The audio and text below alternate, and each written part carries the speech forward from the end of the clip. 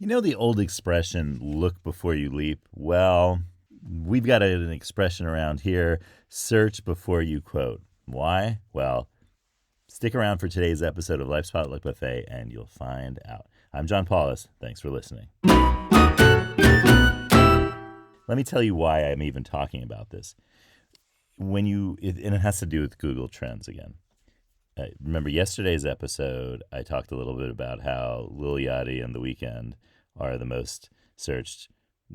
the most searched travel terms, and why. And and the day before that, I talked about the most searched financial term, which is the K-pop group BTS.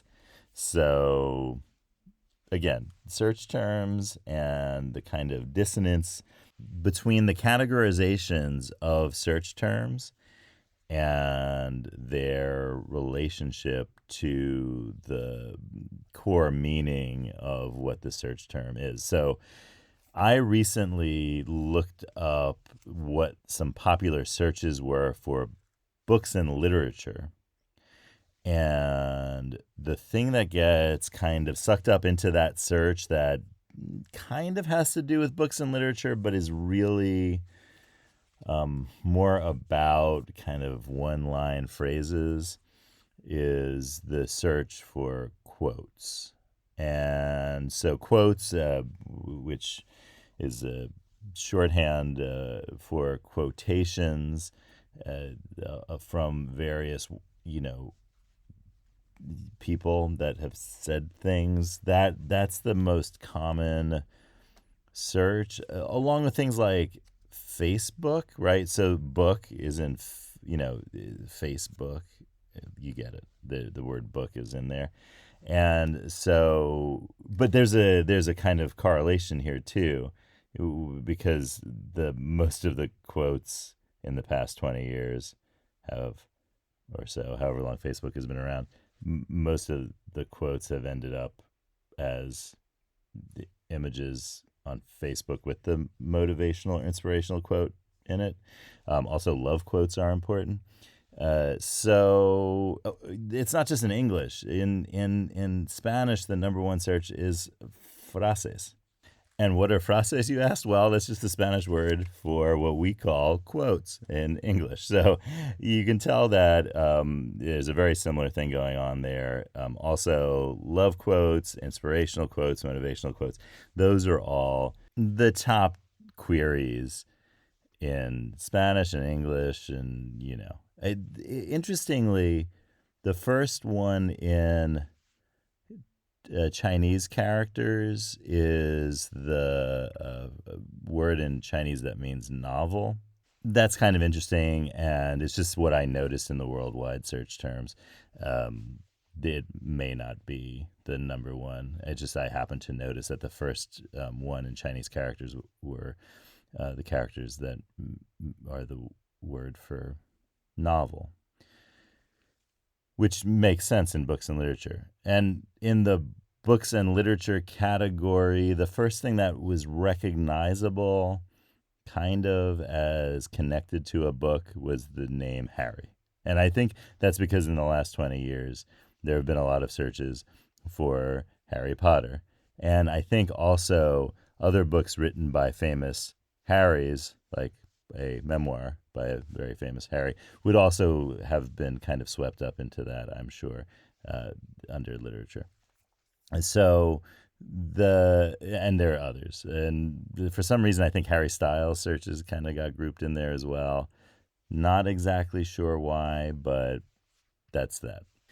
But, the search queries and the topics generated from those queries kind of tell us a lot about where we are in the world of literature. Because, there is a literature of quotations, of collecting quotations and quoting and so forth. And I think that's, if you had to boil down the internet to what type of genre of literature is the internet, the search term tells you that straight out, because the search topic that is most common is quotation literature. And so the internet has become basically one large book of quotations, whether they're attributed or not attributed.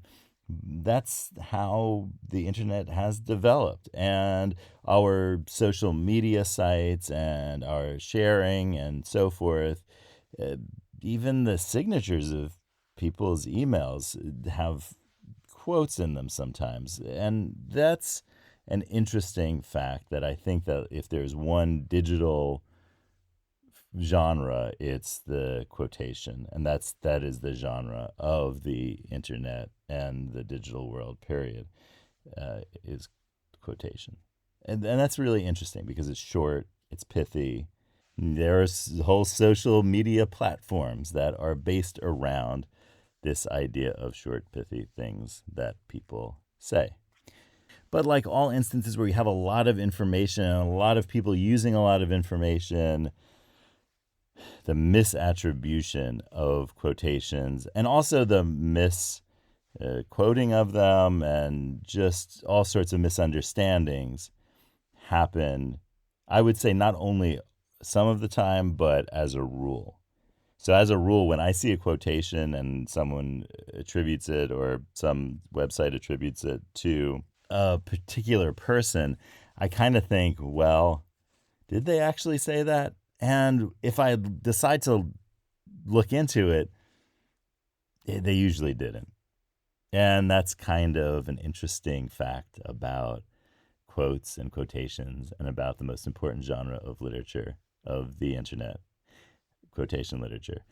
Because even if it's a quote from a book that someone wrote, the odds are that they probably heard someone else say that and that they didn't just come up with that quote themselves.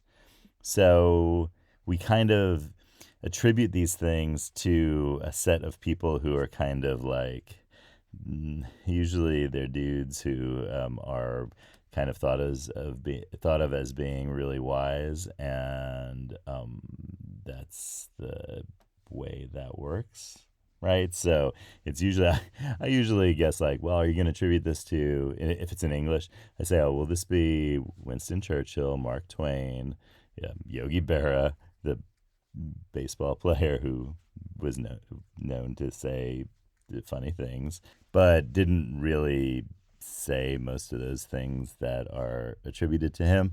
So there's even a thing attributed to him that says, I didn't say half the things that I said, which is also attributed to all the other, well, as experts in quotations call them, quotation magnets. So I didn't say half the things that I said, you'll see attributed to Albert Einstein. Einstein is another clear example of the sage who, says all of these things, and you will find that he also didn't say most of those things. In fact, if you search for I didn't say half the things that I said and look at images where it's attributed, that quote is attributed to somebody, you will basically have done research on who the quotation magnets are in our cultural worlds.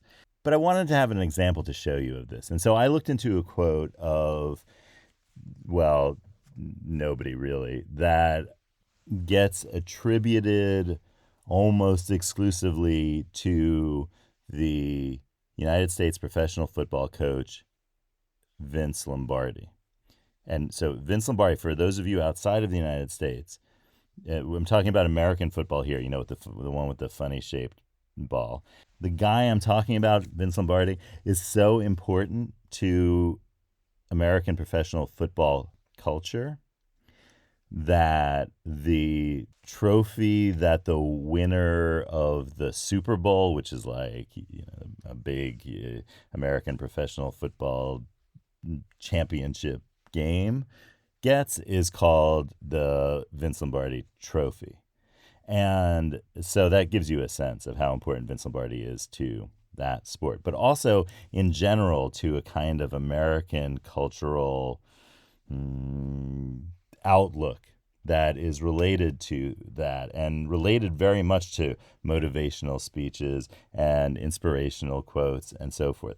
Now, as someone who has read Run to Daylight, which is an excellent, actually a really excellent book, written by Vince Lombardi about a run up to a big game, and it's kind of a diary of each day of the week, told in very uh, vivid and interesting terms. And it's all Vince Lombardi. When you see his thought come out in this, you see that he's almost an existentialist. There's really the motivational speaker that Vince Lombardi is always shown as being doesn't come out in this. It comes out as a very philosophical and thoughtful person who is trying to understand his relationship to the world, his family, the players, the just everything, his friends.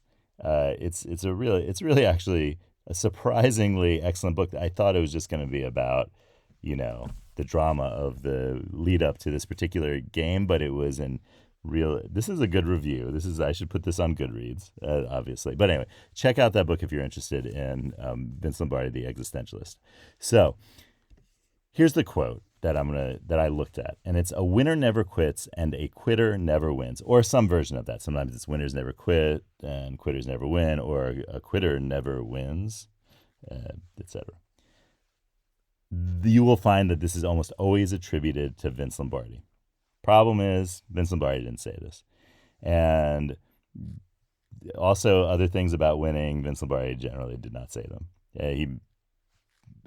Some of these things he explicitly said in his lifetime that I didn't say that. I'm telling you, he's an existentialist. So this is even not saying any of this.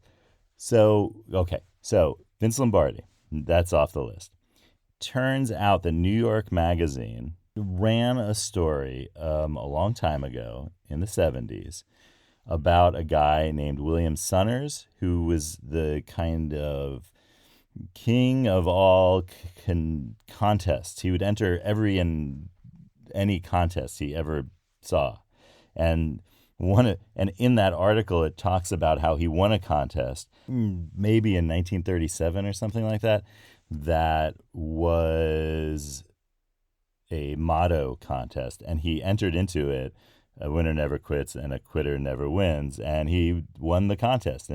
But even in that article, he says, "I probably heard it somewhere else. I don't think I came up with that. I just had heard it and forgot that someone else said it, and it just sounded like a good thing for me to say." Now, at that time, the author of the article looked into the New York Public Library and the Yale Library and the Harvard Library and couldn't find any evidence that anybody else had said that, because all of their books hadn't been digitized yet. But nowadays they are. So even though that 1970s author couldn't find the examples of it before the William Sunners motto competition example, I have, and I found a lot of them. And on the thumbnail, you'll see some of the names that are associated with quotes that say "a quitter never wins" or "a winner never quits" and "a quitter never wins." Some version of it. And it goes all the way back to the furthest I could trace it back to was a novel written by Bert L. Standish, in which the main character is giving a pep talk to a baseball team and says something like, "A quitter never wins." And so that's the furthest back I could trace it. And in all of those early examples, that's like around 1904, all of those early examples, quitter is in quotes. And there's a reason it's in quotes. Because in the 19th century, and I looked into this quite extensively, in the 19th century, quitter referred exclusively to a horse. It was a way, and I will quote from you, from Gaskell's Compendium of Forms, etc. Quitter: a horse that loses heart in a race, a quote unquote duffer or bolter. So that is what a quitter was. And so the reason that it's used in quotes in all of the early examples is because the analogy was moving over from horse racing to human motivational speeches. And who said it first? we'll never know, and probably no one. And that's the thing about most quotes, is that most quotes were said by many people first, and we just attribute them to one of our favorite quotation magnets. You could choose anyone you like. In fact, choose someone different. Or better yet, don't choose anybody at all. So let's ask the cards for a quotation that we can have today that we'll attribute to nobody at all. All right, so here we go. Yellow lemons, blue dumplings, magenta noodles, cards, tell us somethings.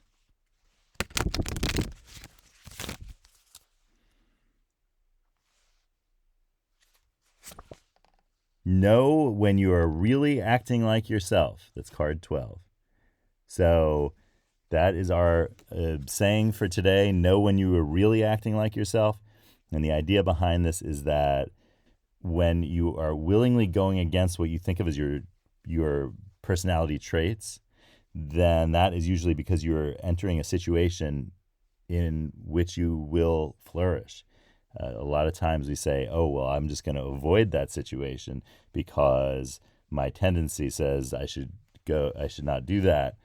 But this saying, attributed to nobody, is know when you are really acting like yourself. And the idea behind it is that when you go against those dearly held tendencies that we have about ourselves, that's when we are really flourishing. So think about that today, and I'll see you tomorrow on Life's Potluck Buffet.